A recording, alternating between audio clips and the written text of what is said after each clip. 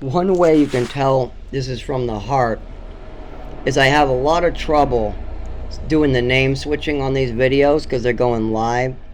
Like, I'm trying to tell this story, a funny, happy story, of these two individuals that I used to run into a lot.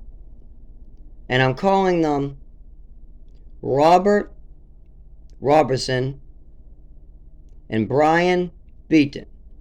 But I keep on throwing the real name in there because this is from the heart. All this stuff happened to me. So I'm going to try to do this for a third time. Um, Hopefully I can do this story without accidentally using their name again, because I'm just telling the truth from the heart. I'm not really trying to do anything else. So it's very hard not to use the real names. I'm having a lot of difficulty with that, so just keep that in mind if I stutter or have to stop. This is my third take because I keep on accidentally using the real name. But anyways, we got Brian Beaton, we got Robert Reach. Those are the names I picked for these individuals. All you need to know about this is the first name is real of Robert, and the last name of Beaton is Beaton. Those are real, but everything else has been changed to protect the identity of the individual. As well as there's hundreds of people named Robert, and there are hundreds and hundreds of people with those last names. So there's no reason that I can't continue if I can just remember not to use Robert's real last name and Beaton's real first name. If I do that, then I have to restart again, so keep that in mind. This is taking a lot out of me, and it's very hard to speak from the heart and try to switch out a fact. It's very difficult, and I only do it with names, and that makes it so much harder because it flows freely from the heart until you get to the name and you got to be careful. But anyways, so you got to know a little bit of background about Robert Reach. He had a problem where people used to use him holding the bag. They would set up like some type of deal or something, and then they would run off with the money, and he would get a beating from somebody. He even did this to me with his girlfriend. His girlfriend was supposed to get me some alcohol when I was underage, and she never did. She just ran off with the money, and he was just standing there. He said if I wanted to beat him up, I could. Of course, I didn't. But he eventually did pay me back. He actually had a conscience. What a lot of these people are decent people. They're just struggling with addiction or struggling with some mental disorder, or even like me, maybe they're struggling with a disability that hasn't been handled yet. And his other problem, Robert Reach's problem, was he used to really have a drug addiction and steal a lot. He also wouldn't care what his consequences were. If he got a beating, if he got hurt, if the police wanted to arrest him, if he had to go in jail, he didn't care. And that was a big problem. And I kept pretty far away from these people. I mean, if they were doing something like just walking around looking for a job or bringing me to a different, like those, what do you call them, churches where you eat or something like that, yeah, I might sit next to them and eat my meal. But most of the time, there was little contact with me and them. You got to be careful with the company you keep. I mean, when you're homeless, everybody is bad company. I mean, you're being told to move around constantly on a dangerous street. You can't hang out at Dunkin' Donuts unless you're spending money as well. That was my main. When I was able to get $5 up, I used to spend a lot of time at Dunkin' Donuts. But they only give homeless people 20 minutes. Doesn't matter how much you spend, you get 20 minutes, and then you gotta go get more money. But anyways, we're gonna continue. I end up looking for alcohol that day. For the night, I'm trying to stock up some nips for the night. Now it's a warm day, it's 80 degrees, beautiful out. I'm wearing a long sleeve and pants, so I'm not really shaking too much. I'm not drunk or intoxicated in any way. I actually have a clean urine at this time, as well as I haven't been drinking enough or long enough to have any alcohol withdrawal. But I know that at nighttime it's going to be cold again. And I know that if I go to the shelter, there's a lot of bad people that will hurt me. I might get scabies. I might get stabbed with a needle again. The gang members might jump me in the morning when I have to leave. there's a million and one bad scenarios that happen in those places. It's also much harder to get an apartment and a job if you're in a shelter, because when people see that address, they just go to the next person. If you're living in the woods, you find people who appreciate, real friends who appreciate the work that you put into them, and then you just get your mail there, and when you need a job, you use that address. It's a much better method than trying to use the shelter address, because businesses, renters, just people in general don't trust those places. So they get people from those places get put at the bottom. As well as people know there's bed bugs, there's scabies, there's dangerous people, there's needles, there's drugs, there's gang members. There's also a lot of people, I would say at least 50% to 60% of the people are on Social Security, and they just don't give them enough money, because if they get an apartment, then they have $0 to smoke, or they just can't survive. So they stay at the shelter, and they collect their whole check, and then they can smoke all month long. So keep that in mind as well. So I'm walking around trying to figure out how I'm going to get this before bed. That way when I wake up the next morning, I can continue. It's a cycle. I wake up in the morning, I shake, I can't do anything, I get stuck. So what do I do about this? I stock up on alcohol during the day. Sometimes I did day drink too. Don't think that I didn't drink with buddies when they wanted me to. Of course I did. If we were in the middle of the woods at a campsite or something like that, and you got 10 people drinking, and they offered me a nip, yeah, I drank a nip. But this is more important.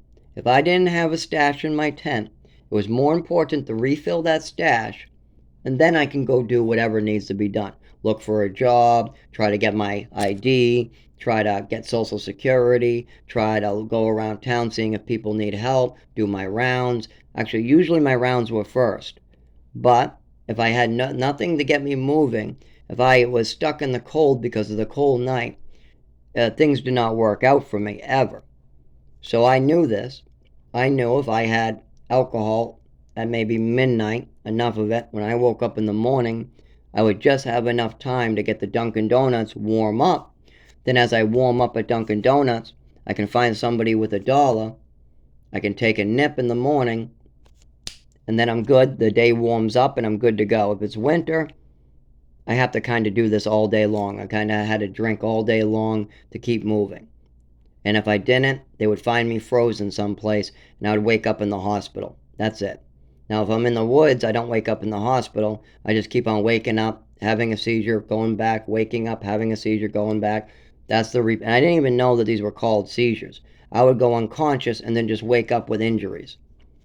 But anyways, to the funny part of this story. So now you have some background. You also need the background of Brian Beaton.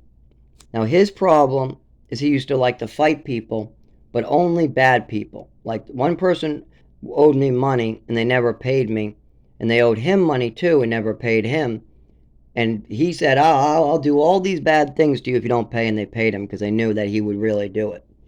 Yeah, he was a violent individual that if you owed him money or if you did something wrong to him, he might come back at you. He thought, if they did me wrong, I can do them wrong, and that's not right. But anyways, I'm walking around, not with these people yet, I'm just walking around, and they call me over. And I'm like, okay, well, what is it? It's almost time to go eat.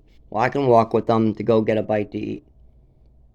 So I go over and they say, hey, do you want to come with us? Yeah, I'll come with you to go eat. We used to go to the churches to eat quite a bit. I also know at those churches there's quite a bit of alcoholics that might just give me a nip. And then I can store that in the tent, and then I can go back out, and then I can do whatever I want for the day. And then I know I'm good for the night. But anyway, so I end up going over to the street. I talk to them a little bit, but then somebody on the other side of the street calls me over again. Hey, how you doing? Come on over. So then I cross the street, and by the way, I was very well liked. People used to think I was homosexual because of my voice, and because I used to help a lot of homosexuals, and I wouldn't judge anybody. You're you. If you're trying to get better, then you do that. And that's just all I would do. But I had a bad rumor that I was homosexual, even though I had girlfriends constantly. There was several. I mean, the girls knew I wasn't, because I was dating them and I was having, protected sex with some of them. Not that often. I mean, I dated 2 girls while homeless, So that's only 2 people. But anyway, but they did know this because all the girls talk to one another. I go over. I'm very well liked. I mean, I try to help people. I give up my money. I give up, I just, if somebody does something wrong, I just move on with it. I don't try to get revenge. So these people call me over just to see how I'm doing, making sure that nothing bad is going to happen to me. They say, "Why are you going with those 2?" "Oh, I'm just going to eat." They gave me a whole spiel about it, what I understand it fully. I'm like, but you do realize these 2 people next to you, this one just got out of jail for almost killing a guy, and this one over here has passed out and OD'd 4 times. So all these people are dangerous, I explained to her. And then I come up with a really good joke. And this is where the funny part comes in. When I'm in these situations and there's nothing more you can do but try to keep on looking for a job, keep on seeing doctors, hope for the best. I mean, I asked for help 25 years straight, and look, I'm still having trouble getting it. So you can see that if I'm using alcohol and if I'm using drugs on the street, nobody's going to help me with this neurological condition. And I realize this. But this is how the joke goes. I looked at them, I looked at Brian Beaton and Robert Reach, and I looked back at the girls and I said, "Don't worry, I'll just get robbed and beaten." And I laughed, and they said, "What? What's going to happen to you?" And I laughed, smiled. I said, "You don't get it? I'm going to get robbed," and I pointed at Rob. And then I said, "I'm going to get beaten," and pointed at Beaton. And they laughed. Oh, they all laughed. They said, "Oh my God, we never made that connection. Oh, that's just, that fits their personalities perfect. Zach, how do you come up with this stuff?" I said, "I don't know, it just comes to me." And they all laughed. They said, "Oh, we're going to keep that one. We are. We're going to keep that one." So I go back over to Rob and Beaton, and I come over, and they go, "What was that about?" They look concerned. Those people don't like us. And then all of a sudden they're laughing their asses off. "What's going on?" I said, "Oh, don't worry about it. Let's go get a bite to eat." And remember, after I get a bite to eat, I'll be ditching these people too because I don't hang out with them. I'll walk with them. I have to. I mean, there's way more dangerous people out there that if I walk by myself will hurt me. I mean, there was a guy named Bad Boy. I mean, his name says it all. That was his nickname. Oh no, that guy. He gave me several head injuries when I was just walking down the street by myself doing nothing. "Hey, got any money for me?" "No." Boom. Done. Search my pockets. No money. Move on. That's what he used to do to me. So having some company with you was good protection, even if that company is not that great. So I'm just walking to get a bite to eat at the church. There's a lot of violence at this church too. Not with me, but in general. But so I'm walking with them, and they say, "Well, what made them laugh so much?" "Oh, I just told them that I'm going to get robbed and beaten by you guys." And they looked all concerned. "What?" And I smiled at them, and I said, "You don't get it?" And they said, "Well, how did they laugh at that?" I said, "You don't get it yet, huh?" I pointed again. I looked at Rob, and I said, "I'm going to get robbed," and pointed at Rob. And then he laughed. And then I looked at Beaton, and I said, "And I'm going to get beaten." And I pointed at him. And then he laughed. And then we kept on moving along. Now, one thing I do got to say is that this guy named Beaton never hurt me at all. Never once in his life did he ever hurt me. If anything, he protected me several times. The only thing he did do was rob me a lot of times and take my money. But he was known for getting in fistfights a lot and beating up people who hurt him. As well as this other guy is well known for robbing people. So when I told them this, they laughed. They said, "How do you come up with this stuff?" I said, "I guess it just comes to me." And then we went to the church. I ate a good meal. We split up. I ended up getting a couple nips to bring to my tent. And that was the end of that day.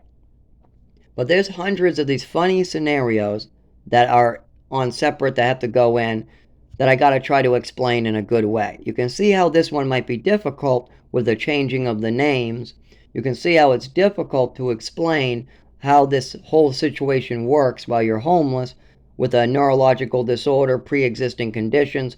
And also keep in mind, when I go to Social Security, I have a choice. I can tell them the stuff that I'm saying on these videos, the truth, and nothing but the truth. And then it'll take me years to get Social Security like it has. Or I can go with a made-up lie, a fairy tale that my mother made up, and then I can try to go for that. But that will never work because that's dishonesty. Going with something you know is not true, like saying that you have some crazy mental illness, you can't work because your mind is all messed up. That's not why I can't work. That has nothing to do with me. That is her made up image of me that she tried to make after. She told a story and then she tried to make me match that story. There was a lot of drugs involved, there was a lot of lies involved, there was a lot of manipulation involved, as well as I'm a child, so I'm easy to manipulate, I'm easy to fool, I'm easy to trick, I'm easy to drug. They're just too easy for her to make this look like I'm a crazy person. And I did have a crazy life. That's the thing. I mean, yes, my life is crazy. The things done to me is crazy. These things should never be allowed to happen in society. No child should be drugged repeatedly and made disabled. Ever. No person should ever have a seizure and not be able to get help. No person should have trouble getting help with a doctor because their mother didn't want to admit to something. That is crazy, absolutely. And it will cause a crazy amount of mess. And that's all. I mean, if you drug somebody, that also can make them look crazy. If you give me any person, I can make a cocktail of drugs to make them look crazy too. So can you, so can everybody. It's not that hard to drug somebody and then say that they're crazy and that you don't know why they're acting like that. Anybody can do that. But it should never be done. It's illegal, it's wrong, it should never be done. And that's what it was done to me. I was drugged repeatedly with all different types of medications. I'll give you another example real quick because I got to get back on the happy thoughts and got to go back on trying to add more of the pleasant memories that go into this book. But I'll give you an example of how you can make somebody crazy or look crazy and then get it on file or on the record. If you want your child to look depressed or you want your child to look suicidal, all you have to do is convince a psychiatrist to prescribe medications, lots of them, that have the side effects, suicidal thoughts and depression. Mostly downers, things that make you very, very lethargic, sleepy. And also, it might help if you hit them a little bit, if you twist their mind a little bit, if you make up stories about them a little bit, you convince them doing things that are wrong or right. That might help you do that as well. At this point, if you up and mess with the medications that have these side effects, your kid's going to say, I don't feel right. Well, does it feel like depression? Yeah. And if the mother pushes that narrative to the kid, yeah, that's depression. You have depression. Yeah, you have depression. Yes, you have depression. The kid starts believing it as well. Even though the kid is taking this medication and having these effects right after he takes these pills. And then when the pills wear off, he feels better. Then they give him more pills, he feels worse. Well, most parents would go in and say, I think these medications are causing some side effects that we need to go over. But if you're trying to make your child look crazy, and that's your goal, instead of trying to get your child better, ready for society, ready to work, get him a full education, those are the things you should be doing. But if you're trying to pass him off on the government at 18, if you're trying to make him look crazy, look mental, all you have to do is convince him that this depression is all inside of him, convince him that all these side effects are inside of him, then report these things behind his back over the phone to the doctor, make an appointment, and then bring the kid to the doctor, up these meds. That's all you have to do. Then on file, it says your kid has depression. Then it says on file your kid's suicidal. And then, for the rest of your son's life, they'll continue to get drugged because of a drug. You see where this can go downhill? You see how the pharmaceutical companies have made a trap for people to get caught in? And I got caught in that trap myself. And if you still don't think this is enough, know that my mother passed away of liver failure. And I watched her drink as she was dying. And I watched the pills be taken out of the cabinet that weren't hers. I watched her take pills that weren't hers on a regular basis, many times. Some of them were hers, some of them were mine. Sometimes she would even give me ones that weren't mine. So when you take that into account, it makes a lot more sense with all these reports. But when you have somebody from age 7 to 18 trying to make all these reports for Social Security, trying to make a mental case out of you, literally, they're trying to make a mental case to get money from Social Security. So when you turn 18, they can just be done with you. Especially if they're older or elderly, they might think it's too much work to deal with an adult going to college or an adult going to work for their full job or trying to. So it's much easier to say, he's 18, let's let Social Security and the state handle him. And their plan was to drug me, make me disabled, make me look crazy, and then I would get the money. But it didn't work because I'm not willing to lie. I'm not willing to go along with that story, as well as I know what is true and what isn't. I don't live in some fantasy land. I live here on earth. When you give me a pill, I'm taking a pill. If you give me extra of something, then you're giving me extra of something. I saw you pour it into a cup. I looked at that 8-ounce cup full. I heard your statement. Not just that, I ask lots of questions about it. If something's bothering me, like that my mother gave me extra Epicac, and the extra is the key part there, and I now been diagnosed with acid reflux and it's been taken off the market, I will go back to that person and say, hey, what's up with you giving me extra of this? Is that true? And then if they say, oh yeah, I don't care who knows about it, I gave you extra as a punishment, deal with it. Well, now you have more information. Now you know a fact. You know, this is many years later. You've brought this up several times. She did this to you. You saw it. You have the memory of the cup. You've seen this all happen. And now you've asked questions, and her answers support that something was going on. And that's how I know that this fairy tale that my mother created is my problem. I have to try to uniron this fairy tale, get the truth out there. I have to see a neurologist. I have to try to do that. I have to suffer on the side of the road for a couple more years. I have to go to work and get more injured. I have to continue going to Department of Health and Human Services. And I have to continue trying to give back to society and keep people safe.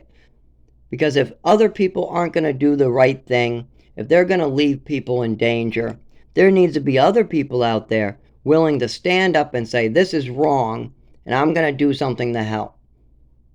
And that's what I do. There's a dangerous man that I know who's my roommate, and all of society is better off because I've taught him skills so he's no longer dangerous.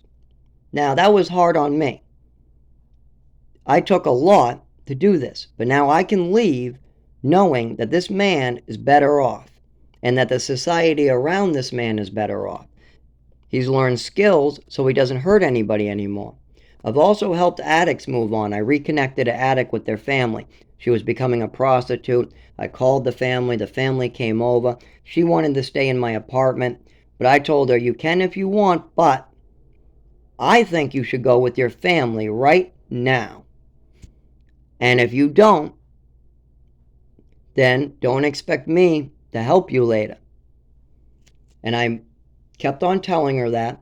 When the family came in, she tried to back out, and I sat on the couch telling her, nope, you need to go. You need to go with your family. I wish my family loved me like that. You need to go with them. They want to spend money. They want to move you into your own apartment. They want to help you get a house. And all you have to do is go to a rehab real quick. They've said they're going to do all this. They have a written plan. Then do it. And I was able to move her along. And then about a year and a half later, or maybe it was a year later, she came back.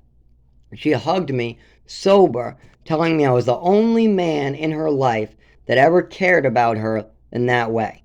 Her boyfriend, who lived in the other apartment across from me, he just wanted to have sex with her and put her on the street for money. All the dealers, same thing. She said all the men in her life had no care if she lived or died, if she hooked, if she did drugs, if she reconnected with her family. But me, I wanted her to get off the drugs, just like I wanted to. I wanted to reconnect her family, and I told her hooking was a bad idea. I said, if we get thrown out, we get thrown out. I go, I'm on some type of subsidy. Don't worry about the money. Worry about trying to keep yourself safe. I used to say statements like that to her. And yet I wasn't even dating her. She did ask me out, and she did ask me if I was gay because I wouldn't have sex with her.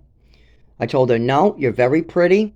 I'd be happy to date you, but I think we both have a lot of work to do before we continue, like trying a relationship or anything. We can live together, but we both have a lot of work to do before. And the truth is, I just don't want to have sex with a hooker.